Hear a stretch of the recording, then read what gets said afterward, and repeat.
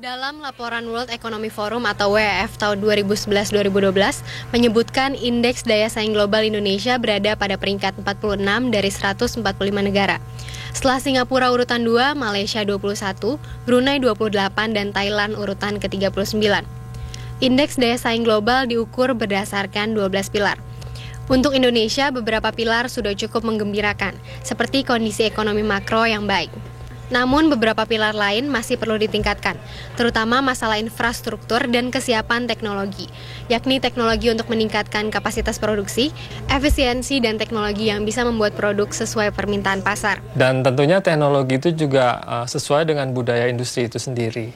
Dan tentunya juga teknologi yang sesuai dengan pendapatannya mereka.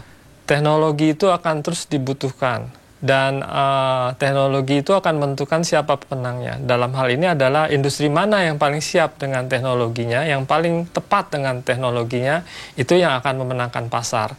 Bahwa pasar itu menentukan produk apa yang akan diserap itu juga benar. Tapi produk yang akan diserap itu banyak dibantu oleh teknologi sehingga mutunya, sehingga performanya sesuai yang diminta oleh pasar. Produk-produk yang terlalu konvensional akan tergeser dengan produk-produk yang didukung oleh teknologi yang sesuai. Saya yakin teknologi itu akan besar pengaruhnya dalam penentuan investasi nantinya. Saya yakin investasi itu tidak akan melupakan teknologi. Karena investasi itu kebanyakan ditujukan untuk memperbesar kapasitas dan meningkatkan efisiensi. Dan teknologi bisa membantu dalam hal itu. Sehingga teknologi itu dengan peralatan-peralatannya akan membantu industri untuk meningkatkan laba. Dan laba yang bertambah tentunya akan juga meningkatkan investasi lanjutannya. Kesiapan teknologi di Indonesia dinilai masih sangat rendah, terutama dari sisi pemanfaatannya. Padahal dari sisi kemampuan iptek sudah mulai meningkat. Kondisi ini membuat pemerintah fokus mendorong sektor investasi yang meningkatkan nilai tambah, seperti industri manufaktur yang berbasis teknologi tinggi. Tim Liputan Metro TV. Ya, pemirsa, selamat malam. Anda masih di Suara Anda. Aspek kesiapan infrastruktur dan teknologi tinggi menjadi salah satu kunci pendorong meningkatnya sektor investasi. Lantas sejauh mana kesiapan pemerintah dalam mendorong sektor investasi berbasis teknologi tinggi? Untuk membahasnya sudah hadir di studio bersama saya C. Triharso, Direktur Industri Elektronika dan Telematika Kementerian Perindustrian, serta staf khusus Menko Perekonomian Amir Sembodo. Selamat malam Bapak-Bapak, Pak Amir dan Pak Triharso. Terima kasih sudah hadir di Suara Anda. Saya mau ke Pak Triharso dulu. Pak Triharso, dikatakan bahwa pemerintah ingin sekali fokus mendorong sektor investasi yang meningkatkan nilai tambah, tidak selalu berorientasi pada sumber daya alam, pada buruh, maunya ke industri manufaktur yang berbasis teknologi tinggi. Sebenarnya itu maksudnya apa, Pak? Dan sudah siapkah pemerintah kita? Ya, terima kasih. Selamat malam pada pemirsa semua, bahwa memang pemerintah ingin mendorong adanya investasi di bidang teknologi yang lebih maju, karena kalau kita mulai dari awal itu kita akan terlalu ketinggalan mengejarnya. Perubahan teknologi begitu cepat, apalagi sekarang khususnya di bidang saya yang menangani industri telematika, pergantian teknologi itu begitu cepat sehingga kalau kita mulai dari awal kita akan ketinggalan, sehingga maka kita mulai investasi. Melalui investasi ini diharapkan teknologi itu bisa kita terapkan di semua sektor. Dan khususnya kalau teknologi telematika ini pengaruhnya bukan main besarnya terhadap semua sektor. Mulai dari sektor yang paling kita kenal, misalnya pesawat terbang yang baru saya sampaikan oleh teman-teman dari TDI, sampai sektor pertanian dan perikanan. Itu perlu teknologi yang tinggi, di mana mereka bisa mampu memprediksi apa sih yang akan dilakukan bulan depan, tahun depan, dan sebagainya. Sehingga prosesnya adalah kita mulai investasi. Tapi Pak Triharso, kalau kita tahu kan selama ini Indonesia factor driven ekonominya digerakkan banyak sekali oleh faktor alami seperti komoditas, kemudian industri yang berbasis buruh dalam jumlah banyak. Jadi pertanyaannya, apakah pemerintah sudah siap untuk switch ke ekonomi yang efficiency driven seperti itu? Ada teknologi yang dimana memang ada industri yang padat teknologi, ada industri yang padat karya.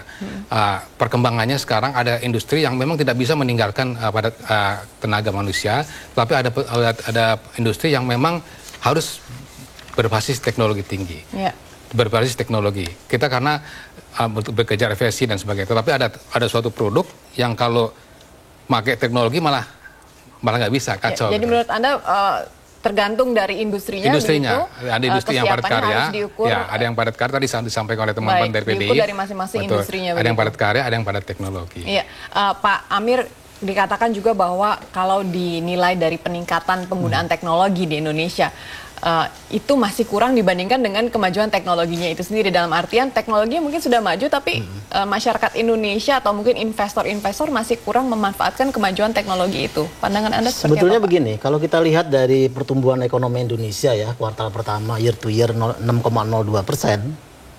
pertumbuhan industri itu sudah 6,6%. Industri pengolahan. Nah, industri pengolahan itu manufacture kan? Ya. Jadi kalau kita melihat investasi, harus pertama kita lihat sumber daya alam, manufacture, sama Pak Triarso tadi, jasa ICT. Nah, kalau kita lihat sumber daya alam, semua teknologi tinggi sudah diterapkan di Indonesia. Freeport mau masuk ke underground mining. Terus kemudian WDB mau invest di hydromet. Di manufacture kita punya PT DI, PT PAL. Jadi sebetulnya in the level of technology, Indonesia itu nggak kalah. Dan minat untuk masuk di situ juga tinggi.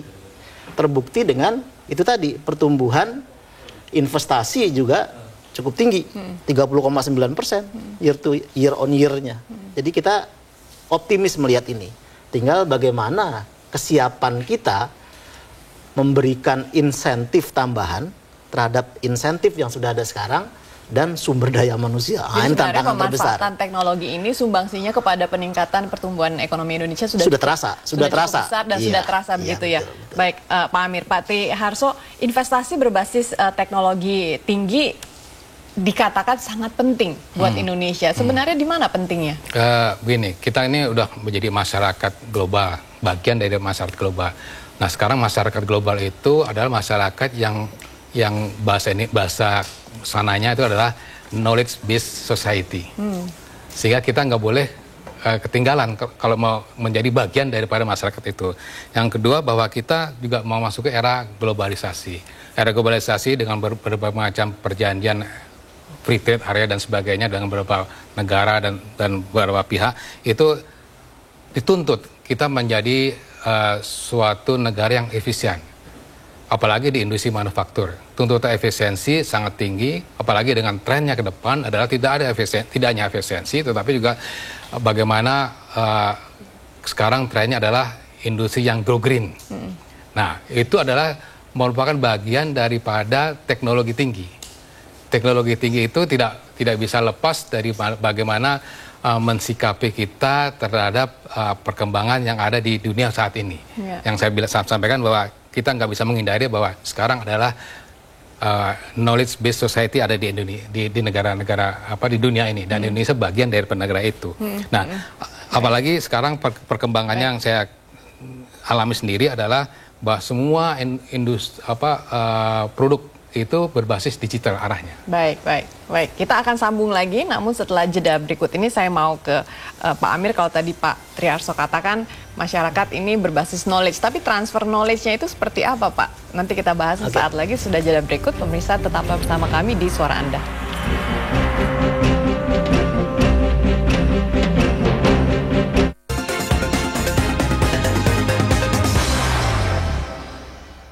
Didukung oleh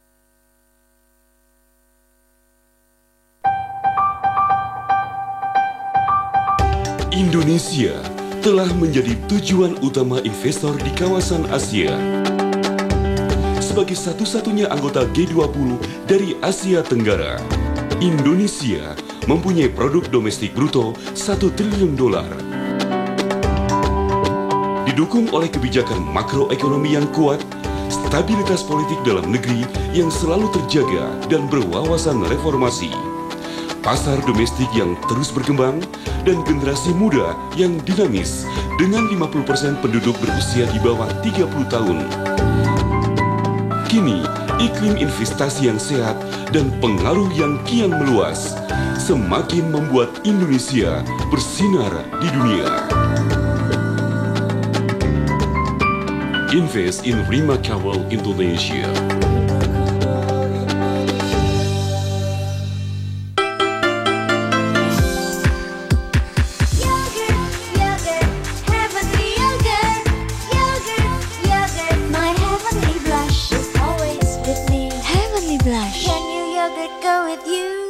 Dulu, saya membersihkan gigi tiruan saya dengan pasta gigi. Ternyata itu bukan cara yang terbaik.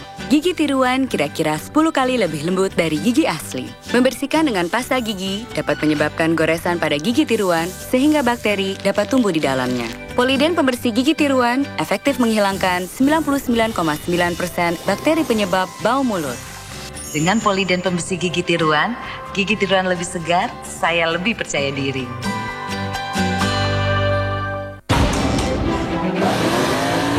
Tidak ada oli yang melekat pada mesin Anda seperti molekul pintar Castrol Magnatec yang selalu melekat dan melindungi sehingga keausan mesin berkurang secara signifikan. Castrol Magnatec melindungi sejak mesin dihidupkan. Pagi Kak, mau kemana nih? Kalau pakai seragam ya ke sekolah, masa ke hutan, dasar makrab. Ups, pedes tuh ye. Wah ini, ups hotsa. Pedesnya sedap. Crackers Abon hot sambal dengan cabai asli dan bumbu lainnya. Ups hotsa, pedesnya sedap. Hotsa.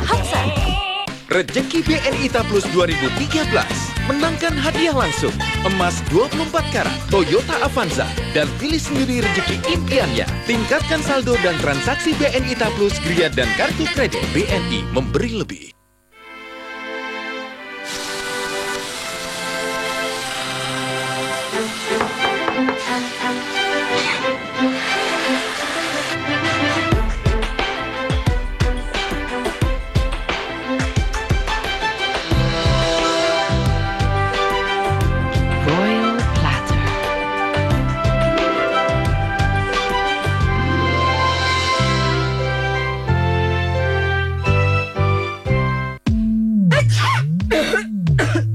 Ada Paramex?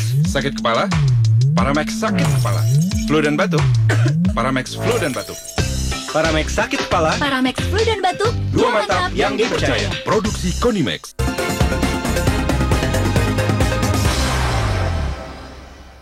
Didukung oleh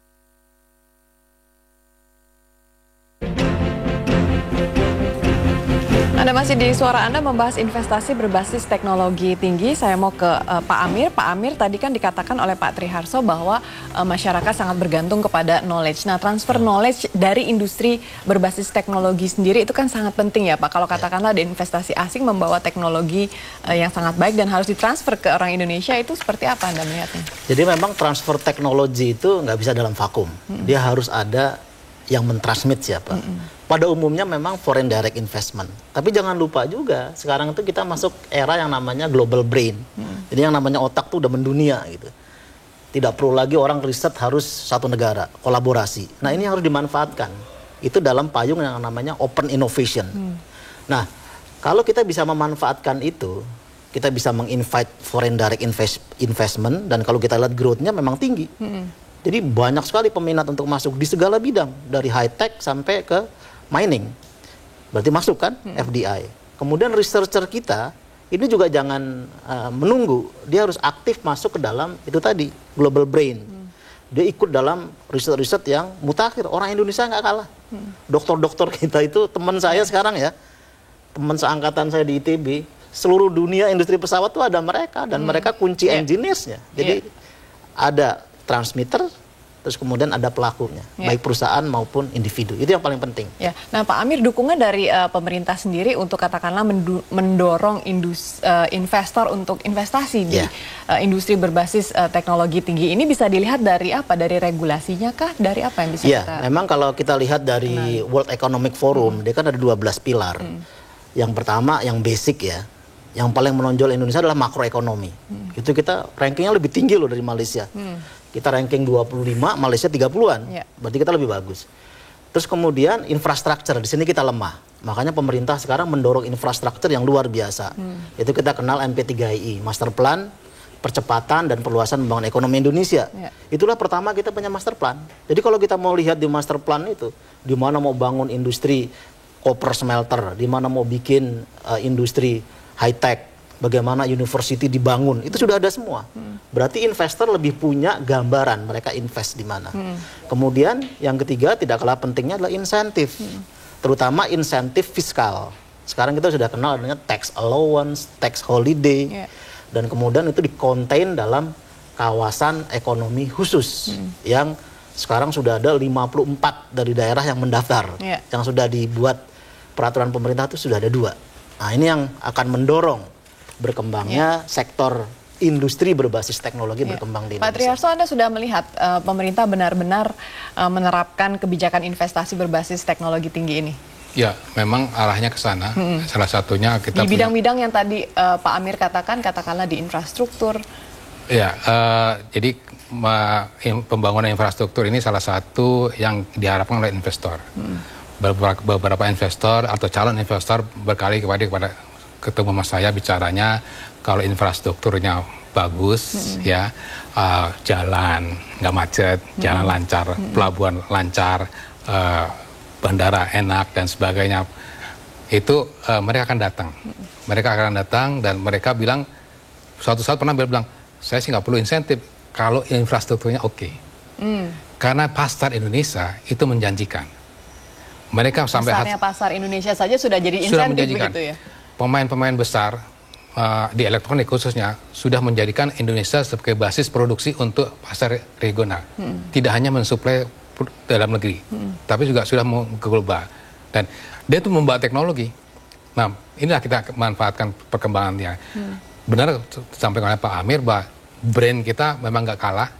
Nah, sekarang bagaimana memanfaatkan teman-teman kita, adik-adik kita yang baru lulus, yang kita kenal ada juara olimpiade ini, olimpiade itu, dan juara robot bang sebagainya, itu kita manfaatkan untuk bisa berkontribusi di dalam negeri. Jangan sampai mereka tidak termanfaatkan, akhirnya lari ke luar, dimanfaat oleh negara lain. Ini tantangan kita nih. Tapi Pak Triharso, seperti dikatakan tadi kan sebenarnya Indonesia masih kalah di bidang infrastruktur dan kesiapan teknologi. Kita masih kalah, bahkan berada di belakang Singapura, di belakang Malaysia, di belakang Brunei dan juga Thailand ini dalam urutan peringkat daya saing global di World Economic Forum itu. Berarti masih kurang kan kesiapan di infrastruktur. Lantas insentif seperti apa sekarang yang untuk sementara diharapkan oleh para investor? Karena infrastruktur kurang, sedang digenjot oleh pemerintah ini. Nah, mereka akhirnya kita menawarkan insentif. Seperti kebijakan fiskal tadi. Kebijakan fiskal tadi, tax allowance, security. Memang kita sedang merevisi lagi karena ini perkembangan teknologi. Jadi dulu ada, misalnya ada di lampiran PP 52 tahun 2011 ini ada A, B, C, ternyata sudah berkembang jadi C, D, E. Nah, kita sedang revisi lagi nih. Kita review lagi sesuai dengan perkembangan teknologi. Kita akan sambung lagi perbincangannya sesudah jeda berikut ini. Pemirsa, tetaplah bersama kami, masih mengenai investasi berbasis teknologi tinggi sesaat lagi.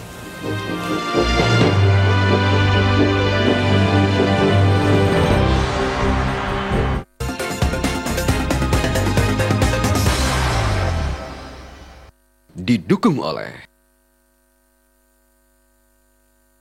40 years ago, we decided to build not just a building with doors and windows, but a reputation built on integrity and trust. Build a quality of life for generations to come. Build businesses, growth and prosperity.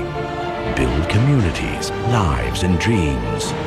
Build the largest, most respected property development company in Southeast Asia, Cinemas Land, building for a better future. Amicom, contoh perguruan tinggi model privat entrepreneur oleh UNESCO. International Award Broadcasting, multimedia periklanan TV, e-commerce, jaringan internet, film kartun. Stimik Amicom, Yogyakarta, tempat kuliah orang berdasi. Pagi Kak, mau kemana nih? Kalau pakai seragam ya ke sekolah, masa ke hutan, dasar makrab. Ups, pedes tuh ya. Wah ini, ups hotsa. Pedesnya sedap. Crackers Abon hot sambal dengan cabai asli dan bumbu lainnya. Ups hotsa, pedesnya sedap. Hotsa. Bersama Garuda Indonesia, beragam keistimewaan penerbangan hadir untuk penuhi kebutuhan perjalanan Anda. Dengan armada baru, awak kabin terbaik, dan berbagai fasilitas full service airline. Garuda Indonesia Experience. Nikmati sebuah kenyamanan terbang di atas yang lain. Garuda Indonesia.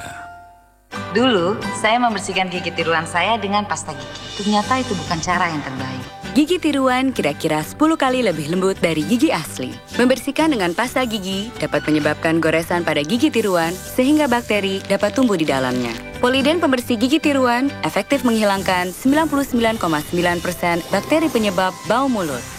Dengan Poliden pembersih gigi tiruan lebih segar, saya lebih percaya diri.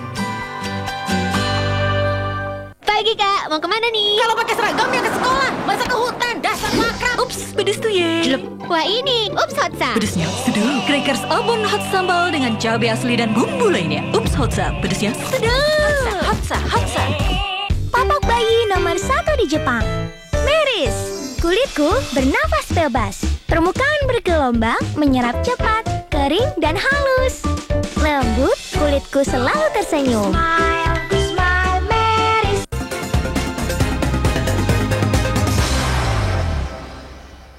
Didukung oleh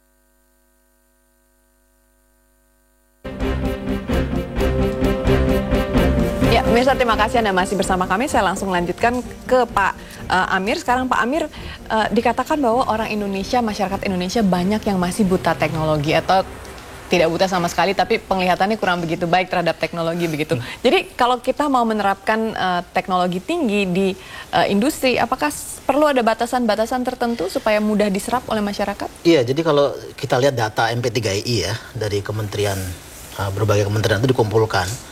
Sampai tahun 2025 itu setiap tahun kita bisa sorted 15.000 engineers. Makanya sekarang kan ada Institut Teknologi Sumatera, ada dibangun lagi Institut Teknologi Kalimantan, dan targetnya setiap provinsi harus punya 1 perguruan tinggi, 2 politeknik, terus kemudian ada yang namanya perguruan tinggi komunitas. Jadi kita jangan pesimis bahwa rakyat kita nggak kenal teknologi. Rakyat Indonesia itu selama gizinya bagus, otaknya tanggung moncer dia. Nah itu harus kita manfaatkan. Tapi kan harus ada lembaga pendidikan yang mengarahkan itu. Itulah makanya dibangun. Dulu kan Institut Teknologi hanya di Jawa kan.